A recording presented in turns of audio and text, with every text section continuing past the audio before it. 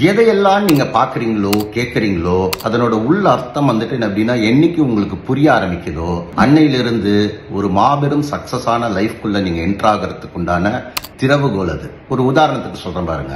நான் வந்துட்டு என்ன அப்படின்னா ரஜினிகாந்த் ஒரு படத்துல அவர் என்ன வசனம் சொல்லுவார் அப்படின்னா, இறைவன் தடுப்பதை யாராலும் நமக்கு கொடுக்க முடியாது, இறைவன் கொடுப்பதை யாராலும் தடுக்க முடியாது. இது எனக்கு வந்துட்டு ஒரு பஞ்ச் டைலாக் மாதிரி இருந்தது. எனக்கு அது வந்துட்டு ரொம்ப ரொம்ப பிடிச்சிருந்தது. அடிக்கடி நான் நினைச்சுக்குவேன். நான் ஒரு தடவை ஒரு மாஸ்க் வழியா போகும்போது அதுல வந்துட்டு இதே வந்துட்டு என்ன அப்படின்னா எழுதி இருக்கு. கீழே இதை சொன்னது யார் அப்படின்னா நபிகள் நாயகம். நான் அதை வந்துட்டு என்ன அப்படின்னா பார்த்துட்டு கிராஸ் ஆகிறேன். நான் அதுக்கு அடுத்தது வந்துட்டு என்ன அப்படின்னா நான் ஒரு தடவை கார் டிரைவ் பண்ணிட்டு போகும்போது ஒரு ஆட்டோக்கு பின்னாடி இந்த சென்டென்ஸ் வந்துட்டு என்ன அப்படின்னா அப்ப நான் அதை வந்துட்டு என்ன அப்படின்னா திரும்ப திரும்ப நான் நினைச்சு பாக்குறேன். நான் அதை ஆழ்ந்து பாக்குறேன்.